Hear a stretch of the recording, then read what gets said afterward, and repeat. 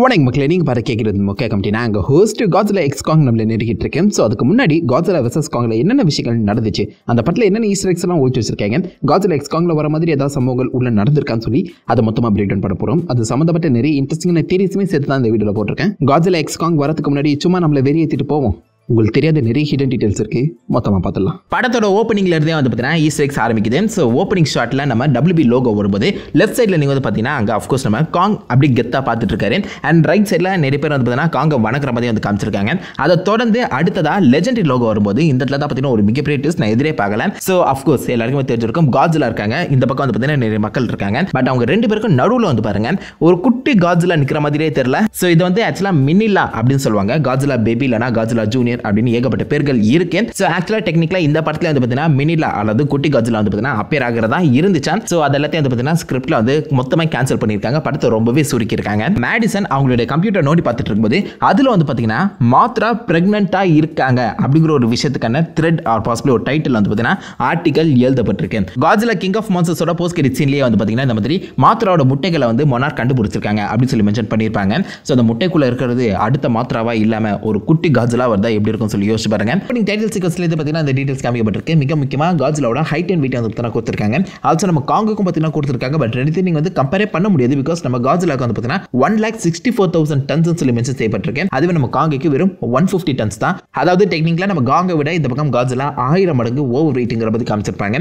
அது நீங்க மூவில வந்து பாத்தீங்கன்னா கிளியரா கட்டா பார்த்திருக்கலாம். நம்ம காங் வந்து அங்கிட்ட இங்கிட்ட தாவி ஓடிட்டு இருக்கோம். அதுவே காட்ஸிலா வந்து பாத்தீங்கன்னா ரொம்பவே பொறுமையா தான் அங்கிட்ட இங்கிட்ட நடந்துட்டு இருக்கோம். பட் ஃபைனலா காட்ஸிலா இந்த பக்கம் காங்க போட்டு பொளந்து கட்டுறது மட்டும் இல்லாம அது செஸ்ட் மேலேயே வந்து பாத்தீங்கன்னா ஏறி நின்றும். அதாவது 1,64,000 டன் வெயிட் வந்து இந்த பக்கம் வெறும் 150 டன் அந்த காங் மேல வந்து பார்த்தீங்கன்னா நிக்குது. அதாவது காங்கெல்லாம் அங்கிட்டு இங்கிட்டு நகரவே முடியல. ஆல்சோ அதே காட்ஸிலா ஹைட் அண்ட் வெயிட் டிவிஷன்ல வந்து பார்த்தீங்கன்னா கீழே அட்டாமிக் பிரத்தோட அந்த ஃபுல் எனர்ஜி வெளிப்பாடு எவ்வளோன்னு சொல்லி பார்த்தீங்கன்னா மென்ஷன் செய்யப்பட்டிருக்கு. 3.14 × 1056 ஜூல்ஸ் சொல்லி பார்த்தீங்கன்னா கொடுத்துருக்காங்க. இதனால அவ்வளோ எனர்ஜியா அப்படின்னு நீங்க வந்து கேட்டீங்கன்னா டெக்னிக்கலா நம்ம சூரியனோட சர்ஃபேஸ் டெம்பரேச்சர்லையுமே இதே அளவு எனர்ஜி தான் பார்த்தீங்கன்னா வெளிப்படுது. ஸோ அப்போ யோசிச்சு பாருங்க, கிட்டத்தட்ட சூரியனோட அந்த சர்ஃபேஸ் டெம்பரேச்சருக்கு ஈக்குவலா இந்த பக்கம் நம்ம காட்ஸிலா அதோட அட்டாமிக் பிரத்தை வந்து பார்த்தீங்கன்னா வெளிவிட்டிருக்கேன். அண்ட் இதன் மூலியமா தான் நம்ம காட்ஸிலாவில் ஈஸியாக பூமி நோக்கி டேரெக்டாக அந்த ஹாலோ எர்த்தை நோக்கி வந்து பார்த்தீங்கன்னா தொலையிடவும் முடிஞ்சிருக்கு. அதாவது யோசிச்சு பாருங்க, ஹாங்காங் டு ஹாலோ எர்த்து 5 நிமிஷத்தில் தொலையிட்டு இருக்கு அப்படின்னா எந்த அளவுக்கு அது ஸ்ட்ராங்கான அட்டாமிக் பிரத்தா இருக்குன்னு. இந்த காட்ஸிலா வரதுக்கு முன்னாடி வந்து பார்த்தீங்கன்னா பழைய ஒரு காட்ஸிலா இல்லைனா ஜில்லா அது வந்து எல்லாருக்குமே தெரிஞ்சிருக்கும். அது கிட்டத்தட்ட டைனோசர் மாதிரி வந்து பார்த்தீங்கன்னா போர்ட்ரேட் பண்ணியிருப்பாங்க. ஸோ அந்த ஜில்லா போஸ்டர் நிறைய பேருக்கு ஞாபகம் இருக்கும்னு நினைக்கிறேன். அந்த ஒத்த கண்ணை மட்டும் பார்த்தீங்கன்னா ஃபோக்கஸ் பண்ணி காமிச்சிருப்பாங்க. ஸோ அதே டிசைனை இந்த படத்துலையுமே திரும்ப கொண்டு வந்திருக்காங்க. மிக முக்கியமாக இந்த ஷார்ட் நீங்கள் வந்து பாருங்க, டைட்டன் ட்ரூத் பாட்காஸ்ட் அப்படின்னு சொல்லி ஒரு விஷயத்தை மிலி பாபியை வந்து பார்த்தீங்கன்னா கேட்டுட்டு இருப்பாங்க. ஸோ அந்த பாட்காஸ்டோட டிசைனை கிட்டத்தட்ட சேம் எக்ஸாக்ட் போஸ்டராக காப்பி பண்ணி பேஸ் பண்ண மாதிரி தான் இருக்கு. ஸோ பழைய படத்துக்கான ரெஃபரன்ஸ் இங்கே மட்டும் இல்லை, அந்த பழைய படத்துலேயே வந்து பார்த்தீங்கன்னா நம்ம ஜில்லாவை வெளியில் கூட்டிட்டு வரதுக்காக ஏகப்பட்ட மீன்களை மலை மதிக்கு வச்சிருப்பாங்க. ஸோ டெக்னிக்கலா ஜில்லா வந்து இந்த மாதிரி மீனை தான் சாப்பிடுமோ அப்படின்னு சொல்லி பார்த்தீங்கன்னா யோசிச்சுட்டு இருந்தாங்க. ஸோ அதே மாதிரி தான் இந்த படத்துலையுமே நம்ம காங்குக்கு பார்த்தீங்கன்னா மீன்களா அள்ளி வழங்கியிருப்பாங்க. ஸோ பெரிய பெரிய மான்ஸ்டர்ஸ் எல்லாமே மீன்கள் தான் சாப்பிட்டு வளருதுன்னு சொல்லி தப்பு கணக்கு போட்டிருக்காங்க மனுஷங்க. இதுவுமே வந்து பார்த்தீங்கன்னா இந்த ஜில்லா படத்துக்கான ஒரு செம அமேசிங்கான ரெஃபரன்ஸ். அது மட்டும் இல்லாமல் இந்த பக்கம் அந்த மொத்த ஏபெக்ஸோட எல்லா டீட்டெயில்ஸுமே வந்து பார்த்தீங்கன்னா சப் லெவல் 33 தான் டெக்னிக்கலாக நம்ம டீம் வந்து கண்டுபிடிக்கிற மாதிரி காமிக்கப்பட்டிருக்கோம். ஸோ சப் லெவல் 33ங்கிறது எக்ஸாக்ட்லி நம்ம காங்குக்கான ரெஃபரன்ஸ் தான். 1933 அப்போ தான் ஃபர்ஸ்ட் காங் வந்து பார்த்தீங்கன்னா பிக் ஸ்க்ரீனில் வந்து காமிச்சாங்களே. ஸோ அதுதான் நம்ம காங்கோட ஃபர்ஸ்ட் அப்பியரன்ஸ் மூவியில். ஸோ அதுக்கான ரெஃபரன்ஸாக தான் இந்த இடத்துல சப் லெவல் 33ங்கிறது பார்த்தீங்கன்னா வைக்கப்பட்டிருக்கேன். ரொம்பவே மைன்யூட் ரெஃபரன்ஸ், பட் இருந்தாலும் இந்த படத்தில் நம்ம காங் தோத்து போயிடுச்சு. அதை தொடர்ந்து மாஸ்டர் ஜேடி ஸ்டைலில் நம்ம காங்கோட என்ட்ரி. ஸோ காங் இவ்வளோ நாளாக எங்கே போயிட்டு இருந்தா அப்படின்னு சொல்லி ஒரு கேள்வி கண்டிப்பாக எல்லாருக்குமே இருந்துருக்கும். ஸோ கிங் ஆஃப் மான்ஸ்டர்ஸில் எல்லா மான்ஸ்டர்ஸும் வந்து சண்டை போடுற அந்த சமயத்தில் இந்த பக்கம் மொனார்க் வந்து பார்த்தீங்கன்னா காங்க பாதுகாத்து வச்சிருந்திருக்காங்க. ஏன்னா காங்கும் ஒரு ஆல்ஃபா பிரிடேட்டர் அண்ட் அஃப்கோர்ஸ் அந்த சைடில் நம்ம காட்ஸிலாவும் ஆல்ஃபா பிரிடேட்டர். ஸோ ரெண்டு பேரையும் வந்து பார்த்தீங்கன்னா ஒன்னோட ஒன்று மோத விட்டா கண்டிப்பாக யாராவது ஒருத்தர் செத்து போயிடுவாங்க சொல்லி காங்க பாதுகாத்து வச்சிருக்காங்க. அது மட்டும் இல்லாமல் காங்க வந்து பார்த்தீங்கன்னா கண்ணை மூச்சோடனே பக்கத்தில் இருக்க ஒரு மரத்தை பிடுங்கி எதிரில் இருக்க சூரியனை நோக்கி அடிச்சு விட்டுரும். ஸோ ஏன்னா அந்த இடத்துல நம்ம காங்குக்கு கிளியராக கட்டாக தெரியுது, அந்த பக்கத்துலேருந்து வருது லைட் மட்டும்தான், வெப்பம் கிடையாது, அதாவது ஹீட் கிடையாது. சூரியன் வந்து பார்த்தீங்கன்னா லைட்டோட சேர்ந்து ஹீட்டையும் தரும். இந்த இடத்துல காங் வந்து பார்த்தீங்கன்னா ஒன்லி லைட்டை தான் அப்சர்வ் பண்ணியிருக்கு. ஸோ ஹீட் அது உடம்புல படலன்னு நினைக்கிறேன். ஸோ அது மூலியமாக தான் இது ஒரு கண்டெய்ன்மெண்ட் அப்படிங்கிற ஒரு விஷயத்தை நம்ம காங் கண்டுபிடிச்சிருக்க போல. ஸோ அதை தொடர்ந்து வந்து பார்த்தீங்கன்னா நம்ம ஜியாடோ என்ட்ரி. ஸோ ஜியாக்கு வந்து பார்த்தீங்கன்னா அஃப்கோர்ஸ் காது கேட்காது. அந்த ஒரு விஷயத்தை ஜியா வர எல்லா சீக்வன்ஸ்லையும் வந்து பார்த்தீங்கன்னா பேக்ரவுண்டில் போகிற எல்லா மியூசிக்குமே கட் பண்ணியே காமிச்சிருவாங்க. பட் ஜியாவால் வைப்ரேஷன்ஸை உணர முடியும். ஸோ அந்த வகையில் நம்ம காங் உருவாக்குற வைப்ரேஷன் இன்க்ளூடிங் காங்கோட ஹார்ட் பீட் கொண்டு இந்த பக்கம் ஜியாவுக்கு தெரியுது. ஸோ அதனால தான் ஜியா அண்ட் காங் ரெண்டு பேருமே ரொம்பவே க்ளோஸாக இருக்காங்க அப்படின்னு சொல்லலாம். அது மட்டும் இல்லாமல் நம்ம காங்க வந்து பார்த்தீங்கன்னா இந்த பக்கம் ஜியா வந்து மீட் பண்ணி பேசுகிற அந்த சமயத்தில் நம்ம காங் அவருடைய விரலை வச்சு இந்த பக்கம் ஜியாவோட விரலை பார்த்தீங்கன்னா தொற்ற மாதிரி காமிச்சிருப்பாங்க. ஸோ இது கிட்டத்தட்ட அந்த ஈட்டி போஸ்டருக்கான ரெஃபரன்ஸ் மாதிரி தான் தெரியுது. அப்படி இல்லைனா இது மைக்கேல் ஏஞ்சலோட காட் கிரியேட்ஸ் ஹியூமன் அந்த டிசைனுக்கான ஒரு சின்ன ரெஃபரன்ஸ் பார்த்தீங்கன்னா கொடுக்கப்பட்டிருக்கலாம். ஸோ இதில் மிகப்பெரிய காடாக இருக்கிறது, டைட்டனாக இருக்கிறது அஃப்கோர்ஸ் காங் தான். அவளுக்கு கீழே குட்டி மனுஷங்களாக இருக்கிறது நாமங்கிற மாதிரி ஒரு சூப்பர் அமேசிங்கான ரெஃபரன்ஸ். இதே ரெஃபரன்ஸ் பார்த்தீங்கன்னா அகைன் படத்தோட மிட் போர்ஷன்லேயே வந்திருக்கும். அதில் நம்ம காங் வந்து ஹாலோ எர்த்தில் இருக்க அந்த சமயத்தில் அவர் கீழே இருக்க அந்த உலகத்தை விட்டு மேல் உலகத்தை பார்த்தீங்கன்னா போவார். ஸோ அந்த இடத்துல அவர் பிடிக்கிற அந்த மலையோட உச்சி எக்ஸாக்ட்லி ஒரு கையோட டிசைன் மாதிரி தான் கொடுக்கப்பட்டிருக்கேன். அந்த கை பாசிபிளி நம்ம காங்கோட முன்னோர்கள் கையாக இருக்கிறதுக்கான வாய்ப்புகள் அதிகமாக இருக்கு. ஸோ காங்கோட முன்னோர்கள் கிட்டத்தட்ட இந்த சிலை இல்லாமல் டிசைன் பண்ணிட்டு இருக்காங்கன்னு சொல்லி கேள்வி உங்களுக்கு வரலாம். எனக்கும் இருக்க தான் செய்யுது. அது மட்டும் இல்லாமல் இந்த கை வந்து பார்த்தீங்கன்னா நம்ம காங்கோட கையோட மிக பிரம்மாண்டமாக இருக்கு. ஸோ மேபி இந்த ஹாலோ எர்த்தில் அதிகமான அந்த ரேடியேஷன் கிடைச்சி நம்ம காங் கூட அடுத்த படங்களை பார்த்தீங்கன்னா இன்னும் பிரம்மாண்டமாக வளர்றதுக்கான வாய்ப்புகள் இருக்கு. பட் இந்த இடத்துல வந்து பார்த்தீங்கன்னா நம்ம கிட்ட சொல்லாத ஒரு விஷயம், நம்ம காங் எப்படி இவ்வளோ ஹைட்டாக வளர்ந்தாருன்னா பிகாஸ் காங் வந்து பார்த்தீங்கன்னா இந்த படத்தில் வந்து கிட்டத்தட்ட 350 ஃபீட் அப்படின்னு சொல்றாங்க. ப்ரீவியஸ் படத்தில் 1970s அப்போ கிட்டத்தட்ட 50 வருஷத்துக்கு முன்னாடி வெறும் 120 ஃபீட் தான் இருந்திருக்காரு. ஸோ இவ்வளோ ஹைட் எப்படி வளர்ந்தாருன்னு சத்தியமாக தெரியல. நான் வந்து பார்த்தீங்கன்னா ஹாலோ எர்த்தில் அவர் அதிகமான டைம் வந்து ஸ்பெண்ட் பண்ணி அது மூலியமா ரேடியேஷன்ஸ் அப்சர்வ் பண்ணி பெருசாக இருப்பார் நினைச்சேன். பட் இவர் வந்து ரொம்ப காலங்களாக இந்த டோமுக்குள்ள தான் இருந்திருக்காரு. ஸோ ஸ்கல்லையில பார்த்தீங்கன்னா அதிக அளவுக்கு ரேடியேஷன் வெளிப்படுற மாதிரி எனக்கு வந்து தெரியல. ஸோ இதுக்கு என்ன காரணம் சொல்லி அத்த படங்கள் வந்தால் மட்டும் தான் நமக்கு வந்து தெளிவாக தெரியும். இந்த இடத்துல கொஞ்சம் அதை டீட்டெயிலாக காமிச்சிட்டாங்கன்னா இன்னும் பெட்டராக இருந்திருக்குமே அப்படிதான் யோசிக்க தோணுது. அதை ஃபாலோ பண்ணி டைட்டில் போடுறாங்க. ஸோ டைட்டில் ஃபர்ஸ்ட் ஷார்ட்லேயே வந்து பார்த்தீங்கன்னா ஏன்ஷியன் எனிமீஸ் அப்படின்னு சொல்லி மென்ஷன் செய்யப்பட்டிருக்கு. ஸோ காங் அண்ட் காட்ஸிலா வந்து பார்த்தீங்கன்னா ஏன்ஷியன் எனிமீஸ் பழைய காலத்து எனிமிகள். இதை காட்ஸிலா கிங் ஆஃப் மான்ஸ்டர்ஸ்லேயே வந்து பார்த்தீங்கன்னா கிளியராக கட்டாக வந்து காமிச்சிருப்பாங்க. பவர்ஸ்லாம் நம்ம காங்குக்கு கட்டவரல் இருக்கு. ஸோ அது மூலியமா இந்த மாதிரி வெப்பன்ஸை ஹேண்டில் பண்ண முடியும் சொல்லி மென்ஷன் பண்ணியிருப்பாங்க. அண்ட் ஆஃப்கோர்ஸ் படத்தோட எண்ணில் வெப்பன்ஸை யூஸ் பண்ணி தான் மெகா காட்ஸிலாவை சரியாக மாலை பண்ணியிருப்பாரு. ஸோ அது எல்லாத்தையுமே ரொம்பவே அழகாக ஃபோர்ஷேட் பண்ணியிருக்காங்க. அதை தொடர்ந்து நம்ம காட்ஸிலா காங் யாரெல்லாம் டிஃபீட் பண்ணியிருக்காங்க அப்படின்னு சொல்லி காமிக்கும் போது இந்த ஷார்ட் என்ன நோட் பண்ணி பார்த்தீங்கன்னா இதில் காமிக்கப்படுற அந்த டைட்டன் மெத்துசலா. ஸோ ப்ரீவியஸ் படத்தில் கிங் ஆஃப் மான்ஸ்டர்ஸ்ல வந்து பார்த்தீங்கன்னா மெத்துசலா எழும்பி இருக்கும். நம்ம கிடாரோட காலுக்கு தான் பார்த்தீங்கன்னா அது வந்து எழும்பி இருந்தாலும் அது நம்ம காட்ஸிலா கூட சண்டை போடுற மாதிரியே காமிக்கப்படல. ஸோ அப்புறம் எப்படி காட்ஸிலா மெத்துசலாவை டிஃபீட் பண்ணிச்சுன்னா எனக்கு வந்து சத்தியமாக தெரியல. காமிக்ஸ் ஒன்று ரிலீஸ் பண்ணுறேன்னு சொல்லிட்டு இருந்தாங்க. ஸோ மேபி அதில் மென்ஷன் பண்ணியிருக்கலாம். அதை தொடர்ந்து இந்த பக்கத்தில் நம்ம காங் வந்து பார்த்தீங்கன்னா 2 பேரை டிஃபீட் பண்ணுறதுக்கு மாதிரி காமிக்கப்பட்டிருக்கு. ஸோ ஒன்று அஃப்கோர்ஸ் நம்ம Kong versus skull crawlers and second யாராக இருக்கும் சில என்னால் கெஸ் பண்ண முடியல. பாசிபிளி அந்த சைக்கோ வல்ச்சர்ஸாக இருக்கலாம், அப்படி இல்லைனா அந்த ஸ்பைடர்ஸாக இருக்கலாம். இந்த மாதிரி ஏகப்பட்ட மிருகங்கள் ஸ்கல் ஐலண்டில் வாழ்ந்துட்டு இருக்கு. ஸோ அது எல்லாத்தையுமே பார்த்தீங்கன்னா மோனார்க் வந்து ரெக்கார்ட் பண்ணி வச்சிருக்கிறதுக்கான வாய்ப்புகள் இருக்கு. அதை தொடர்ந்து நம்ம காட்ஸிலா மியூட்டோவை எப்படி டிஃபீட் பண்ணிச்சுன்னு சொல்லி பார்த்தீங்கன்னா மென்ஷன் பண்ணியிருக்காங்க. கிஸ் ஆஃப் டெத்தா மொத்தம் கொடுத்து சாவடிச்சிருக்கு பார்த்தீங்களா. அது மட்டும் இல்லாமல் இந்த ஷாட்ல வந்து பார்த்தீங்கன்னா ஹாலோ எர்த்னு சொல்லி மென்ஷன் பண்ணியிருப்பாங்க. சர்ஃபேஸில் இருக்கவங்களுக்கு சென்டர் ஆஃப் கிராவிட்டி கீழேயும் அண்ட் ஹாலோ எர்த்தில் இருக்கவங்களுக்கு சென்டர் ஆஃப் கிராவிட்டி மேலேயும் வந்து பார்த்தீங்கன்னா மேட்ச் ஆயிருக்கேன். நேத்தனும் இதை தான் மென்ஷன் பண்ணியிருப்பாரு. ஸோ மேலே இருக்கவங்களுக்கு அப்படியே ஆப்போசிட் சைடில் தான் கீழே அந்த கிராவிட்டி வந்து இருக்கும்னு சொல்லி ஸோ அதை முதல் கொண்டு நல்லாவே டீட்டெயில் பண்ணி காமிச்சிருக்காங்க. அதை தொடர்ந்து நம்ம ஏபெக்ஸோட ஒரு ஆட் வந்து பார்த்தீங்கன்னா ப்ளே ஆகும். இந்த ஆடை பார்த்தாலே டக்குன்னு நம்ம மைண்ட் வந்து வாண்டா விஷயம் தான் வந்து போகுது. ஸோ இந்த இடத்துல ஆட் ப்ளே ஆகும்போது ஏகப்பட்ட கண்களை தான் வந்து காமிப்பாங்க. கண்களை ஜூம் பண்ணி காமிப்பாங்க. ஸோ இதே மாதிரி தான் வந்து பார்த்தீங்கன்னா நம்ம மெகா காட்ஸிலாவுக்கும் கண்களை ஜூம் பண்ணி காமிப்பாங்க. ஸோ கண்கள் மூலியமா நம்ம கிட்ட கம்யூனிகேட் பண்ண ட்ரை பண்ணிட்டு இருக்காங்க. அது மட்டும் இல்லாமல் இந்த இடத்துலையும் பர்னி வந்து பார்த்தீங்கன்னா இந்த ஏபெக்ஸ் ஃபெசிலிட்டியில் அந்த மெகா காட்ஸிலாவோட கண்ணை தான் வந்து கண்டுபிடிப்பாரு. ஸோ அதுக்கான ஃபர்ஸ்ட் ஷேடோவிங்காக இருக்கலாம். அதை தொடர்ந்து நம்ம காட்ஸிலா வந்து பார்த்தீங்கன்னா அந்த இடத்த வந்து அட்டாக் பண்ண வந்துடும். ஸோ அந்த இடத்துல வந்து பார்த்தீங்கன்னா பர்னி தப்பிக்கும் போது ஆப்போசிட்ல இருக்க செக்யூரிட்டி கார்டு நில்லு உன்னுடைய ஐடி கார்டை காட்டு அப்படின்னு சொல்லி கேட்பாங்க. ஸோ இந்த மாதிரி ஒரு கிளியரன்ஸ் பண்ணுற சமயத்தில் நீ ஐடி கார்டெலாம் கேட்கலாமா, அதெல்லாம் தப்பு இல்லையா அப்படின்னு சொல்லி பேசிட்டு இருக்கும்போது காட்ஸிலாவோட அந்த அட்டாமிக் பிரத்துக்கு இவங்க 2 பேருமே செத்து போயிடுவாங்க. ஸோ நம்ம பர்னி சொன்னது கரெக்டாக மாறிடுச்சு. ஸோ எப்போதுமே ஒரு அவசர நிலைமை இருக்கும் போது ஐடி கார்டெலாம் கேட்டாங்கன்னா மூஞ்சிலே குத்திட்டு ஓடிடுங்க. அதை தொடர்ந்து நம்ம மேடிசனோட கிளாஸ் வந்து காமிக்கிறாங்க. ஸோ அதில் வந்து பார்த்தீங்கன்னா டைட்டன்ஸ் இருக்கிறாங்க, நீங்கள் கொஞ்சம் உஷாராகவே இருந்துக்கோங்கன்னு சொல்லி அந்த அவேர்னஸ் வந்து எழுதப்பட்டிருக்கேன். அது மட்டும் இல்லாமல் அந்த கிளாஸ் எல்லாமே முடிச்சிட்டு அப்புறம் கொஞ்சம் டைம் இந்த மாதிரி டைட்டன்ஸ்க்கு என்னது எப்படி தப்பிக்கலாம் சொல்லி பார்த்தீங்கன்னா கிளாஸ் கோர்ஸ்லாம் வந்து எடுக்கிறாங்க போல. பிகாஸ் இந்த ஷார்ட்டை வந்து பாருங்க, இதில் அந்த டைட்டன் ப்ரிப்பரேஷன் கிளாஸ்னு சொல்லி எழுதப்பட்டிருக்கேன். ஸோ டைட்டன்ஸ் எல்லாம் அட்டாக் செய்யப்பட்டா எப்படி எஸ்கேப் ஆகணும்னு சொல்லி ஏகப்பட்ட பேர் பார்த்தீங்கன்னா கிளாஸ் போயிட்டு இருக்காங்க. நம்ம மேடிசன் மட்டும் போகல, ஏன்னா அவங்க ஆல்ரெடி 2 தடவை டைட்டன் கிட்டது தப்பிச்சிருக்காங்க. நீ பச்சை ஸ்கூல்ல நான் ஹெட் மாஸ்டர்ரா அப்படின்னு சொல்ற மாதிரி இருக்கு. அதை தொடர்ந்து மேடிசனோட அப்பா இந்த பக்கம் மேடிசன் கிட்ட மக்கள் மட்டும் தான் மாறுவாங்க, அதாவது பீப்புள் மட்டும் தான் மாறுவாங்க, அந்த கிரியேச்சர்ஸ்லாம் மாறாது அப்படின்னு ஒரு வார்த்தை வந்து சொல்லியிருப்பாரு. இந்த ஒரு வார்த்தையை படத்தோட எண்ணில் வந்து பார்த்தீங்கன்னா தவிடு பொடி ஆக்கியிருப்பாங்க. நம்ம காங் வந்து மாறி இருக்கும், காட்ஸிலாவும் வந்து பார்த்தீங்கன்னா மனசு மாதிரி 2 பேருமே ஃப்ரெண்ட்ஸாக அங்கே கிளம்பியிருப்பாங்க. ஸோ மனுஷங்க மட்டும் இல்லை கிரியேச்சர்ஸும் மாறதான் செய்யும். அதை ஃபாலோ பண்ணி திரும்ப நம்ம காங்கோட அந்த டோமா வந்து காமிக்க அந்த இடத்துல வந்து பார்த்தீங்கன்னா காங் ஏகப்பட்ட மரங்களை உருவி தூக்கி போட்டு அடிச்சிருக்கு. ஸோ மேலே பார்த்தீங்கன்னா ஏகப்பட்ட ஓட்டைகளாக இருக்கு. ஸோ அந்த இடத்துல இருக்கிறது சேஃப் இல்லை. ஸோ அங்கேருந்து கிளம்பி காங்க அண்டார்டிகா மூலியமா ஹாலோ எத்துக்கு இடத்துக்கு வந்து கூட்டிட்டு போயிடலாம் அப்படிங்கிற ஒரு பிளான்ல அங்கிருந்து பார்த்தீங்கன்னா தூக்கிட்டு போறாங்க. ஸோ அந்த சமயத்தில் நீங்க காங்கோட கையை வந்து கிளியராக கட்டா பார்க்கலாம். ஸோ காங்கோட கை வந்து பார்த்தீங்கன்னா செம்மையா டேமேஜ் ஆயிருக்கு. இந்த ஒரு டேமேஜ் வந்து பார்த்தீங்கன்னா மனுஷங்க தான் உருவாக்கி இருக்காங்க. ஸோ இந்த மாதிரி காங் ஸ்கல் ஐலண்ட்ல அந்த ஹெலிகாப்டர் ஃபைட் சீக்வன்ஸ்ல தான் இந்த மாதிரி ஒரு சின்ன ஓடு வந்து பார்த்தீங்கன்னா உருவாகி இருக்கும். அந்த ஒரு கண்டினியூஷனை சூப்பரா வந்து பார்த்தீங்கன்னா இந்த படத்துல வந்து ஹேண்டில் பண்ணியிருக்காங்க. நல்லா இருக்கு. அதை தொடர்ந்து மேடிசன் ப்ளீச் எந்தெந்த சூப்பர் மார்க்கெட்ல இருந்து அதிகமாக வித்திருக்காங்க அப்படின்னு சொல்லி பார்த்தீங்கன்னா தேடி போயிருப்பாங்க. ஸோ அந்த இடத்துல தான் இந்த கேரக்டர் வந்து மீட் பண்றோம். ஸோ இவர் பேர் வந்து ராணி. இவர் ஒரு ஸ்டாண்ட் அப் காமெடியன். கண்டிப்பாக நிறைய பேருக்கு வந்து தெரிஞ்சிருக்கும். சூப்பரான ஒரு கேரக்டர். அந்த இடத்துல இவர் வந்து பார்த்தீங்கன்னா நான் ஏகப்பட்ட சின்ன பசங்களுக்கு பாட்ஸ் வந்து விட்டுருக்கேன், டிட்டர்ஜென்ட் பாட்ஸ் வந்து விட்டுருக்கேன் அப்படின்னு சொல்லியிருப்பாரு.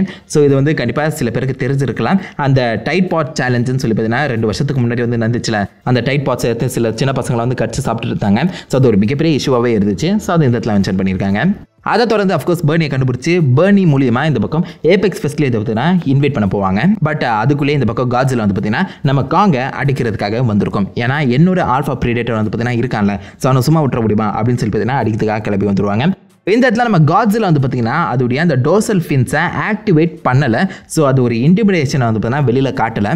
இந்த காங் வந்து சப்ப பையன் ஈஸியாக அடிச்சிடலாம் அப்படிங்கிற தரல தான் வந்திருக்குன்னு நினைக்கிறேன். அண்ட் நினச்ச மாதிரியே தண்ணி கடியில் நம்ம காங்குக்கு பார்த்தீங்கன்னா பெரிய அளவுக்கு பவர் இல்லாத அந்த சமயத்தில் காட்ஸிலா காங்கை அசால்ட் பண்ணிருச்சு. ஸோ மனுஷக்கு இன்டர்வியூன் ஆகலைன்னா காங் இந்த இடத்துல தண்ணிக்குள்ளேயே மூழ்கி செத்து போயிருக்கோம். ஸோ தண்ணிக்குள்ளே காங்குக்கு பவர் இல்லை. ஸோ இவனை போட்டு தள்ளட்டும் அப்படின்னு சொல்லி பார்த்தீங்கன்னா காட்ஸிலா எஸ்கேப் ஆக இந்த பக்கம் காங்கை கூட்டிகிட்டு போய் அண்டார்டிகாவோட அந்த ஹாலோ எர்த் வாசலில் வந்து பார்த்தீங்கன்னா இறக்கி விட்றாங்க. உன் ஃபேமிலி அதுக்குள்ளே தான் இருக்குது அப்படின்னு சொல்லி கேட்ட அடுத்த செகண்ட் பார்த்தீங்கன்னா காங் வந்து தெரிச்சு ஓடும். ஏன்னா ரொம்ப காலமாக இது வந்து தனிமையிலே வாழ்ந்திருக்கேன். ஸோ இந்த மாதிரி உள்ள போனா நம்ம காங் வந்து பார்த்தீங்கன்னா நாசுக்கி இல்லைனா வார் பேட்ஸ் அப்படின்னு சொல்லப்படுற அந்த பாம்பு மாதிரியான டைட்டன்ஸ் கூட தான் பார்த்தீங்கன்னா ஃபர்ஸ்ட் சண்டை வந்து போடுது. ஸோ அதில் ஒரு வார் பேட்டை அடிச்சு நொறுக்கிறது மட்டும் இல்லாமல் அதோடைய தலையை எடுத்து அதோடைய மூளையை வந்து பார்த்தீங்கன்னா உறிஞ்சு சாப்பிட்டுட்டு போகும். ஸோ இது எக்ஸாக்ட்லி படத்தோட எண்டில் எப்படி மெகா காட்ஸிலாவை டிஃபீட் பண்ண போகுது அப்படிங்கிறத நம்ம கிட்ட கண்ணில் காட்டுற மாதிரி தான் இருக்கு. அகைன் லைட்டாக ஃபோர்ஷட் பண்ணுறாங்க. ஆல்சோ இந்த காங்கோட அந்த முக்காவாசி ஹாலோ எர்த் சீக்வன்ஸ் வந்து பார்த்தீங்கன்னா டெக்னிக்கலாக ஆடம் வந்து இந்த படத்தோட போஸ்ட் கிரெடிட் சீனை தான் கொடுக்கலாம்னு நினச்சிட்டு தாரா. அது மிக முக்கியமாக இந்த ஓனா வந்து அந்த நண்டை சாப்பிட்ற மாதிரி இருக்க அந்த சீக்வன்ஸ் பார்த்தீங்கன்னா போஸ்ட் கிரெடிட் சீனாக தான் இருக்க வேண்டியது. பட் இருந்தாலும் இது வந்து தப்பான ஒரு கன்க்ளூஷனை அந்த ஆடியன்ஸுக்கு வந்து கன்வே பண்ணி விட்டுரும். ஸோ அத்தத்து என்னென்ன படங்கள் வரப்போது நம்மளுக்கு சுத்தமாக ஐடியா இல்லை. அதனால் நான் சொல்ல வர ஸ்டோரியை நானே சொல்லிட்டு போயிடுறேன். இந்த கன்க்ளூஷனாகவே முடிச்சிடலாம் அப்படின்னு சொல்லி எந்த ஒரு போஸ்ட் கிரெடிட் சீனுமே இல்லாமல் இந்த படத்தை வந்து முடிச்சிருக்காங்க. பட் டெக்னிக்கலாக அந்த ஹாலோ எர்த்தில் வர இந்த ஓனா சீன் வந்து பார்த்தீங்கன்னா போஸ்ட் கிரெடிட் சீனாக இருக்க வேண்டியது. அதை தொடர்ந்து இந்த இடத்துல வந்து பார்த்தீங்கன்னா இருக்க எல்லா மிருகங்களும் பெருசாக தான் இருக்கு. முக்கியமாக சில நண்டுகள் இருக்கும். அந்த நண்டுகளை சாப்பிடக்கூடிய மானிட்டர் லிசர்ட்ஸ், அதாவது சாதாரண பல்லிகளே வந்து பார்த்தீங்கன்னா இந்த அளவுக்கு செம பெருசாக இருக்கு. காங் அந்த பவர் சோர்ஸை தேடி போகிற வழியில் வந்து பார்த்தீங்கன்னா ஏகப்பட்ட அந்த காங் ஸ்டாச்சுஸ்லாம் வந்துருக்கும். காங்கோட சிலைகள்லாம் வந்து பார்த்தீங்கன்னா உடைக்கப்பட்டிருக்கும். இந்த இடத்துல நீங்கள் பார்க்கலாம் காங்கோட தலை மாதிரியே இருக்க ஒரு சிலை வந்து பார்த்தீங்கன்னா உடைக்கப்பட்டிருக்கு. அப்படின்னா இந்த இடத்த யார் பில்ட் பண்ணா? காங்கோட இனமே பில்ட் பண்ணிச்சா இல்லை காங் இனத்துக்காக மனுஷங்க பில்ட் பண்ணாங்களா? அது வந்து நம்மளுக்கு இது வரைக்கும் புரியாத புதிராக தான் இருக்குது. ஸோ ஹாலோ எர்த்தை பேஸ் பண்ணி கண்டிப்பாக ஒரு மூவி கொடுத்தா மட்டும்தான் இதுக்கான பேக் ஸ்டோரி நம்மளுக்கு வந்து தெளிவாக தெரியும். ஸோ காங்கை வச்சு இன்னும் செம்ம அழகான ஸ்டோரிஸ்லாம் வந்து பார்த்தீங்கன்னா கொடுக்கலாம். பொறுத்து வந்து பார்ப்போம். பட் அந்த கோட்டைக்குள்ளே வந்து பார்த்தீங்கன்னா ஏகப்பட்ட காங்கோட ஸ்டாச்சுஸ்லாம் வந்து இருக்குது. ஸோ அதை நீங்கள் கிளியர் கட்டாக நோட் பண்ணியிருப்பீங்க. அதை தொடர்ந்து காங் வந்து பார்த்தீங்கன்னா அந்த கோடாரியை ஒரு ஸ்கல் கிராலரோட தலையில தான் எடுக்கிற மாதிரி வந்து காமிக்கப்பட்டிருக்கோம். ஸோ ஆல்ரெடி இந்த பக்கம் காங்குக்கும் ஸ்கல் கிராலர்ஸ்க்கும் வந்து பார்த்தீங்கன்னா ஹாலோ எர்த்தில் இருந்தே சண்டை நடக்க தான் செஞ்சுருக்கேன். அது பார்த்தது கொடுக்க இந்த காங்கோட ஃபேமிலி எல்லாமே தரைக்கு, அதாவது ஸ்கல் ஐலண்ட் அந்த சமயத்தில் இந்த பக்கம் ஸ்கல் கிராலர்ஸும் காங்க தேடியே பின்னாடி அந்த ஸ்கல் ஐலண்டுக்கு வந்திருக்கேன். ஸோ ஹாலோ எர்த்துக்குள்ளேயே காங்கோட இனத்துக்கும் ஸ்கல் கிராலர்ஸ்க்கும் பார்த்தீங்கன்னா மிகப்பெரிய போரே நடந்திருக்குன்னு தான் சொல்லணும். ஸோ இந்த ஆக்ஸ் எப்படி உருவாகிச்சு, இதோடைய ஆர்ஜின் பார்த்தீங்கன்னா நம்மளுக்கு வந்து தெளிவாக தெரியல. பட் இந்த கோடாரியை காங் வந்து கரெக்டாக பிளேஸ் பண்ணிட்ட அப்புறம் அந்த இடம் முழுக்க வந்து பார்த்தீங்கன்னா அப்படியே செம்மையாக ஒளிர ஆரம்பிக்கும். அண்ட் அதுவும் வந்து பார்த்தீங்கன்னா நம்ம காட்ஸிலாவோட அந்த லுக்கை தான் வந்து ஃபார்ம் பண்ணுது. ஸோ காட்ஸிலாவோட டோர்சல் பிளேஸ் அது வந்து இருக்கிறதுக்கான வாய்ப்புகள் இருக்கு. பட் எதுக்கு இந்த இடத்துல காட்ஸிலாவோட அந்த அவுட்லுக் வந்து ஃபார்ம் பண்ணணும்னு சொல்லி நம்ம அர்த்தத்தை படங்கள் பார்த்தா மட்டும் தான் தெரியும். பட் இந்த இடத்துல அந்த காட்ஸிலாவோட ஒளிர தன்மை வந்துட்ட அப்புறம் அந்த ஒரு விஷயம் வந்து பார்த்தீங்கன்னா நம்ம காட்ஸிலாவுக்கு வந்து தெரிஞ்சு அந்த ஹாங்காங்ல இருந்து, அதாவது தரைப்பகுதியிலேருந்து ஹாலோ எர்த்துக்கு அட்டாமிக் பிரெத் மூலியமாக ஒரு மிகப்பெரிய டன்னல் வந்து பார்த்தீங்கன்னா உருவாக்குது. ஸோ அப்போ அந்த அட்டாமிக் பிரெத்துக்கு எந்த அளவுக்கு சக்தி இருக்கும்னு மட்டும் யோசிச்சு பாருங்க. எரிச்சு பொசிக்கணும், சீரியஸாக அச்சு சொல்கிறேன். அதை தொடர்ந்து இந்த இடத்துல வந்து பார்த்தீங்கன்னா ஏகப்பட்ட சைக்கோ வல்ச்சர்ஸ் வந்து காமிச்சிருப்பாங்க. ஸோ ஃபர்ஸ்ட் டைம் இந்த டைட்டன்ஸை நம்ம வந்து படத்தில் பார்க்குறோம். பட் ஆல்ரெடி வந்து பார்த்தீங்கன்னா Kong Skull Island Birth of the Kong அப்படிங்கிற காமிக்கில் வந்து பார்த்தீங்கன்னா இதை வந்து காமிச்சிருப்பாங்க. ஸோ கண்டிப்பாக இந்த படத்தில் வந்து புது மான்ஸ்டர்ஸை பற்றி நான் தனியாக இன்னொரு வீடியோவில் பேசுகிறேன். அதை தொடர்ந்து மெகா காட்ஸிலாவை இந்த பக்கம் கிடராவோட தலை மூலியமாக தான் வச்சு பார்த்தீங்கன்னா கண்ட்ரோல் பண்ணுற மாதிரி காமிக்கப்பட்டிருக்கான். கிடராவோட தலையில் இருக்க அந்த டிஎன்ஏ வச்சு தான் அந்த மெகா காட்ஸிலா வந்து பார்த்தீங்கன்னா கண்ட்ரோல் பண்ண ட்ரை பண்ணுவாங்க. ரென் செரிசாவை தான் வந்து பார்த்தீங்கன்னா கண்ட்ரோல் பண்ணவும் பார்ப்பாரு. ஸோ இது எக்ஸாக்ட்லி பசிபிக் பசிபிக் ரிமை தான் எனக்கு வந்து ஞாபகப்படுத்துது. ஸோ இந்த இடத்துல நம்ம 2 சீரிஸாக அந்த ஃபுல் பவரே அன்லாக் பண்ணும்போது அந்த கிடோராவோட தலையே வந்து பார்த்தீங்கன்னா மெகா காட்ஸிலா வந்து டேக் ஓவர் பண்ணிடுது. ஸோ சிம்பிளாக சொல்ல போனால் அந்த இடத்துல சண்டை போடுறது மெகா காட்ஸிலா கிடையாது, மெகா காட்ஸிலா உருவத்தில் இருந்த கிடோரா அப்படின்னு சொல்லலாம். ஸோ அது ஒரு பக்கம் நடந்துட்டு இருக்கும்போது இந்த பக்கம் நம்ம காட்ஸிலா வர்சஸ் காங் வந்து சும்மா தாறு மாற நடக்க ஆரம்பிச்சிச்சு. முக்கியமாக இந்த ஷாட் கண்டிப்பாக எல்லாருமே வந்து கண்டுபிடிச்சிருப்பீங்கன்னு நினைக்கிறேன். நம்ம காங் வந்து அந்த ஆக்ஸை வச்சு காட்ஸிலாவோட வாயில் வந்து பார்த்தீங்கன்னா குத்துன்னு குத்திச்சு. ஸோ இது எக்ஸாக்ட்லி ப்ரீவியஸாக காட்ஸிலா வர்சஸ் காங் அப்படின்னு சொல்லப்படுற ஒரு பழைய படத்தில் வந்து பார்த்தீங்கன்னா இதே மாதிரி ஒரு சீக்வன்ஸ் வந்து நடந்திருக்கும். ஸோ ஆடம் விகார்ட் ஆல்ரெடி சொல்லியிருந்தாரு பழைய படத்துக்கு நிறைய ட்ரிபியூட் வந்து இந்த படத்தில் வந்து கொடுத்துருக்கோன்னு. ஸோ அதில் ஒரு விஷயம் தான் இது. பேசாமல் போறியா வாய்க்கில் கத்தி வச்சு சுற்றுவா அப்படிங்கிற மாதிரி தான் நம்ம காங் வந்து சுற்றிட்டு இருக்குன்னு நினைக்கிறேன். ஸோ நல்லா இருந்துச்சு அந்த ட்ரிபியூட். ஸோ செகண்ட் ரவுண்டில் நம்ம காங் ஜெயிக்க, தேர்ட் ரவுண்டில் வந்து பார்த்தீங்கன்னா காட்ஸிலா சும்மா அச்சு துவம்சம் பண்ணிச்சு நம்ம காங்க. ஸோ அந்த ஃபைட் வந்து பார்த்தீங்கன்னா இன்னும் ஒரு 5 to 6 minutes தான் இருக்கும்னு நினைக்கிறேன். ஆனால் காட்ஸிலா காங்க விடவே இல்லைங்க. ஸோ அந்த ஒரு 5 to 6 minutes செம்ம டென்ஸ்டாக தான் இருந்தேன். என்னடா காங்க வந்து போட்டு தள்ளிடுவான்னு அந்த அளவுக்கு எஜ்ஜாத சீட்டுக்கு கொண்டு வர மாதிரி அந்த தேர்ட் ரவுண்ட் பார்த்தீங்கன்னா தாறு மாற அமைச்சிச்சு.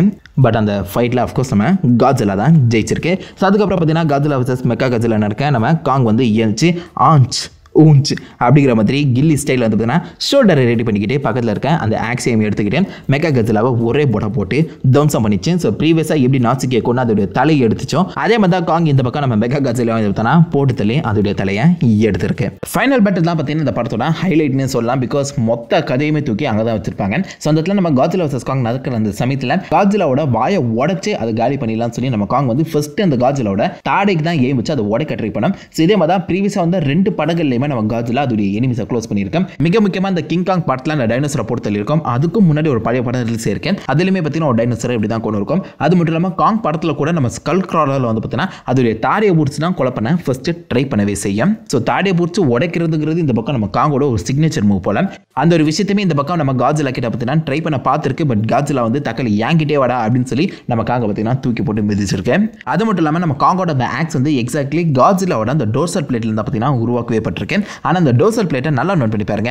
அது இப்போ இருக்க அந்த காட்ஸிலாவோட டோர்சல் பிளேட்டோட டிசைன் கிடையாது. அது ப்ரீவியஸாக அதாவது 2014 வந்த அந்த காட்ஸிலாவோட டோர்சல் பிளேட்டை பார்த்தீங்கன்னா ரெப்ரசென்ட் பண்ணுற மாதிரி காமிக்கப்பட்டிருக்கேன். இதுவுமே ஒரு குட்டி அமேசிங்கான கண்டினியூட்டி. பிகாஸ் அந்த படத்துக்கும் இந்த காட்ஸிலாவுக்கும் பார்த்தீங்கன்னா நிறையவே டிஃப்ரென்ஸ் இருக்குது. அந்த டோர்சல் பிளேட்டில் பார்த்தாலே தெரியும். அதோட இந்த படத்தில் ரொம்ப பிரம்மாண்டமாக காமிச்சிருக்காங்க.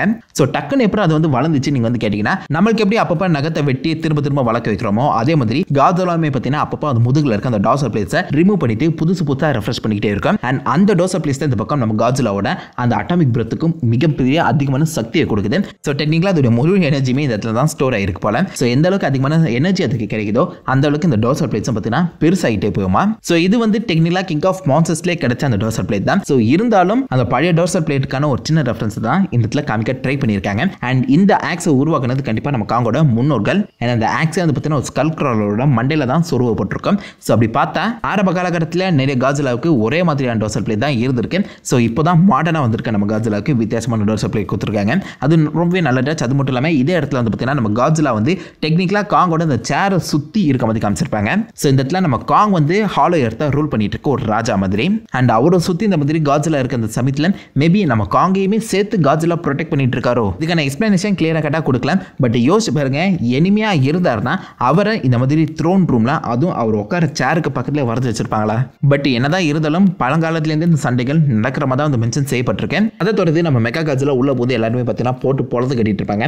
அந்த சமயத்தில் நம்ம மெகா காட்ஸிலாவோட அந்த சிரிப்பை கேட்டு பாருங்க.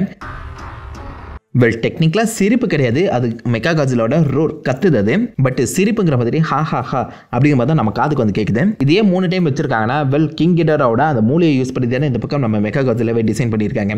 ஸோ அதோடைய அந்த ஸ்டைலுக்கு ஏற்ற மாதிரி 3 தலை இருக்குது. அதனால் 3 ரோர் வந்து பார்த்தீங்கன்னா தொடர்ந்து வர மாதிரி ஒரு சின்ன டீட்டெயில் மாதிரி காமிக்க ட்ரை பண்ணியிருக்காங்கன்னு நினைக்கிறேன். பட் இருந்தாலும் இதை கேட்கும்போது எனக்கு சிரிப்பு மந்தாங்க இருக்குது. பட் எனிவேஸ் காங் வந்து இந்த பக்கம் மெகா காட்ஸிலாவை க்ளோஸ் பண்ணிவிடும். அதை தொடர்ந்து காட்ஸிலா வந்து பார்த்தீங்கன்னா தண்ணிக்குள்ளே போய் மறையிற மாதிரி காமிச்சிருப்பாங்க. ஒரிஜினல் காங் வர்சஸ் காட்ஸிலா படத்தில் நம்ம காங் தான் வந்து பார்த்தீங்கன்னா காட்ஸிலாவை போட்டு தள்ளிட்டு தண்ணிக்குள்ளே ஸ்விம் பண்ணிட்டு போகிற மாதிரி காமிக்கப்பட்டிருக்கோம். ஸோ இதை வந்து அப்படியே கம்ப்ளீட்டாக எக்ஸாக்ட்லி ஆப்போசிட்டாக வந்து பார்த்தீங்கன்னா கொடுக்க பார்த்துருக்காங்க. அதாவது still Godzilla king of seas and maybe நம்ம காங் வந்து பார்த்தீங்கன்னா கிங் ஆஃப் லேண்டுங்கிற மாதிரி. அண்ட் ஆடம் வந்து பாசிபிளி எனக்கு தெரிஞ்சு பேக் டு த ஃபியூச்சர் ஃபேனாக இருப்பார்னு நினைக்கிறேன். பிகாஸ் ஃபைனல் ஷாட்டில் மெயின் லீடுக்கு இந்த ட்ரெஸ் கொடுத்துருப்பாரு. பார்க்கும்போது பொறுத்திருக்கும். Of course Back to the Future reference தான். ஆல்சோ இவர் தான் வந்து பார்த்தீங்கன்னா நம்ம காங்க திரும்ப உயிரோட கொண்டு வர மாதிரி காமிக்கப்பட்டிருக்கோம். பிகாஸ் நம்ம காஜிலா காங்க ஏறி மிதிச்சுட்டு போயிருக்கோம்ல. ஸோ அந்த இடத்துல அதோடைய ஹார்ட் பீட் வந்து ஸ்லோவாக இருக்குது. அந்த சமயத்தில் இந்த வெஹிக்கிளை வந்து பார்த்தீங்கன்னா ஓவர்லோட் பண்ணி ஒரு வகையான எலக்ட்ரிக் சார்ஜை உருவாக்கி அகைன் நம்ம காங்கோட ஹார்ட் பீட்டை பார்த்தீங்கன்னா வேகமாக துடிக்க வச்சிருப்பாங்க. காங் வர்சஸ் காஜிலா படத்துலையுமே நம்ம காஜிலா வந்து ஆக்சுவலாக காங் இதே மாதிரி தான் படுக்க வச்சுட்டு போயிடும். அந்த இடத்துல திடீர்னு ஒரு தண்டர் ஸ்ட்ரைக் வந்து தான் நம்ம காங் வந்து பார்த்தீங்கன்னா உயிர் பிக்கிற மாதிரி காமிச்சிருப்பாங்க. ஸோ அதுக்கான ரெஃபரன்ஸ் தான். அகைன் நிறைய பழைய படத்துக்கான ரெஃபரன்ஸ் பார்த்தீங்கன்னா உள்ள ஒளிஞ்சிருக்கிறதா செய்யுது. எல்லாமே செம்ம அமேசிங்கான ரெஃபரன்ஸ். ஸோ அதை ஃபாலோ பண்ணி நம்ம காங் வந்து பார்த்தீங்கன்னா டேரக்டாக ஹாலோயத்துக்கே கொண்டு போய் ஹாலோயத்தோட கிங்காக வந்து மாற்றிடுவாங்க. காஜிலா காங் சண்டை போட்டுட்டு இருந்தாலும் பேக்ரவுண்டில் எந்த ஒரு மான்ஸ்டருமே பார்த்தீங்கன்னா இன்வால்வ் ஆகல. ஸோ எந்த ஒரு மான்ஸ்டருமே வந்து பார்த்தீங்கன்னா இந்த பக்கம் காஜிலாவுக்கு ஹெல்ப் பண்ணுறதுக்காகவோ இல்லை பின்னாடி நம்ம காங்க தடுக்கிறதுக்காகவோ இல்லை நார்மலாக எதுக்காகவோ வந்து பார்த்தீங்கன்னா வரவே இல்லை. ஸோ ப்ரீவியஸாக கிங் ஆஃப் மான்ஸ்டர்ஸ்ல ஏகப்பட்ட மான்ஸ்டர்ஸ் வந்து காமிச்சிருந்தாங்க. அது பத்தாத வரைக்கும் 17 மான்ஸ்டர்ஸோட லொகேஷன்ஸ் கொண்டு பார்த்தீங்கன்னா ரிவீல் பண்ணியிருந்தாங்க. பட் எதுக்கு அந்த மான்ஸ்டர்ஸை காமிக்கல? ஸோ அந்த மான்ஸ்டர் இந்த படத்தில் எதுக்கு எங்கே மறைச்சு வச்சிருக்காங்க? இந்த படத்தில் அந்த மான்ஸ்டர்லாம் எங்கே தானா இருந்துச்சு? அந்த கேள்வி வந்து பார்த்தீங்கன்னா நம்மளுக்கு மட்டும் இல்லை எல்லாருமே வந்திருக்கு போல. ஸோ அதனால டேரக்டாக ரைட்டர் கிட்டே கூட பார்த்தீங்கன்னா அந்த கேள்வி வந்து கேட்டிருக்காங்க. அவரும் வந்து பார்த்தீங்கன்னா லைட்டாக மழுப்புற மாதிரி ஒரு பதில் வந்து சொல்லியிருக்காரு. ஸோ ப்ரீவியஸாக அதாவது காஜிலா கிங் ஆஃப் மான்ஸ்டர்ஸ்ல வந்து பார்த்தீங்கன்னா நம்ம ஏகப்பட்ட மான்ஸ்டர்ஸ் வந்து பார்த்துருப்போம். அது எல்லாத்தையுமே தனியாக டிஸ்கஸ் பண்ணியிருக்கோம். ஸோ அந்த வகையில் ஃபைனல் ஷாட்டில் நம்ம காஜிலா ஆல்ஃபா காலை கொடுக்கும்போது அந்த இடத்துல வந்து பார்த்தீங்கன்னா ஒரு female Mewtwo or possibly Mewtwo பிரைம்னு சொல்லிட்டு இருக்காங்க. ஸோ அந்த மியூட்டோ வந்துட்டு இருந்துச்சு பெஹிமத் அப்படின்னு சொல்ல போகிற யானை மாதிரியான ஒரு உருவம் பார்த்தீங்கன்னா வந்துட்டு இருந்துச்சு. அதை ஃபாலோ பண்ணி ஸ்கில்லா அப்படின்னு சொல்ல போகிற ஒரு மிகப்பெரிய ஸ்பைடர் இருந்துச்சு. ஆல்சோ ரோடோன்னு வந்து பார்த்தீங்கன்னா இந்த பக்கம் நம்ம காஜிலாவோட காலடியில் சரணம் அடைஞ்சிச்சு. ஸோ இந்த அளவுக்கு எல்லா மான்ஸ்டருமே பார்த்தீங்கன்னா அந்த சமயத்தில் நம்ம காஜிலாவுக்கு ரிப்ளை பண்ணுற மாதிரி தான் காமிக்கப்பட்டு இருந்துச்சு. ஸோ காஜிலாவும் பார்த்தீங்கன்னா பெருசாக அந்த மான்ஸ்டரை ஒன்றும் பண்ணாத மாதிரி தான் இருக்குது. ஸோ இந்த பக்கம் மான்ஸ்டர்ஸ் எல்லாருமே வந்து பார்த்தீங்கன்னா காஜிலாவை தன்னுடைய ஆல்ஃபாவை ஏற்றிருக்கு போல. அதை ஃபாலோ பண்ணி அந்த படத்தோட எண்டில் வந்து பார்த்தீங்கன்னா பேக்ரவுண்டில் சில பல அந்த நியூஸ் பேப்பர்ஸ் கட்டிங்லாம் வந்து காமிக்கப்பட்டிருக்கும். ஸோ அந்த பேப்பர் கட்டிங்கில் பெஹிமத் பார்த்தீங்கன்னா அமேசான் காட்டுக்கு போயிருக்கதா வந்து பார்த்தீங்கன்னா மென்ஷன் செய்யப்பட்டிருக்கும். ஸோ பெஹிமத் இந்த மாதிரி அமேசான் காட்டுக்கு போகிறது மட்டும் இல்லாமல் அங்கே இருக்க ஏகப்பட்ட மரங்களை டிஃபாரஸ்டேஷன் பண்ணி அழிச்சிருப்பாங்கல்ல. ஸோ தன்னுடைய ரேடியேஷன் மூலிமா எல்லா மரங்களையும் நார்மல் லெவலுக்கு கொண்டு வந்துருச்சு அப்படின்னு சொல்லி பார்த்தீங்கன்னா மென்ஷன் பண்ணியிருப்பாங்க. ஸோ பெஹிமத் இப்போதைக்கு ரெயின் ஃபாரஸ்ட் எல்லாத்தையும் வந்து பார்த்தீங்கன்னா நார்மல் லெவலுக்கு திருப்பிட்டு இருக்கு அப்படின்னு சொல்லி கிளியராக கட்டாக மென்ஷன் செய்யப்பட்டிருக்கும். ஸோ அதை ஃபாலோ பண்ணி அடுத்து ஸ்கில்லா வந்து பார்த்தீங்கன்னா அண்டார்டிகாவுக்கு போயிருக்கதா சொல்லியிருப்பாங்க. ஸோ அண்டார்டிகாவில் இந்த பக்கம் ஸ்கில்லா ஏற்படுத்தின அந்த ரேடியேஷன் பார்த்தீங்கன்னா நிறைய ஐஸை உருக்கி நம்ம கடல் மட்டத்தை சீரான நிலைமைக்கு கூட்டிட்டு வந்துருச்சு அப்படின்னு சொல்லி மென்ஷன் செய்யப்பட்டிருக்கும். ஸோ ஸ்பைடர் அண்ட் பெஹிமத் ரெண்டுமே வந்து பார்த்தீங்கன்னா ரெண்டு வித்தியாசமான இடங்களுக்கு தான் வந்து போயிருக்கேன். ஸோ அந்த இடத்துல பாசிபிளி மொனார்க் லொகேஷன் வச்சிருந்தாங்களா இல்லையான்னு நமக்கு வந்து கிளியராக தெரியல.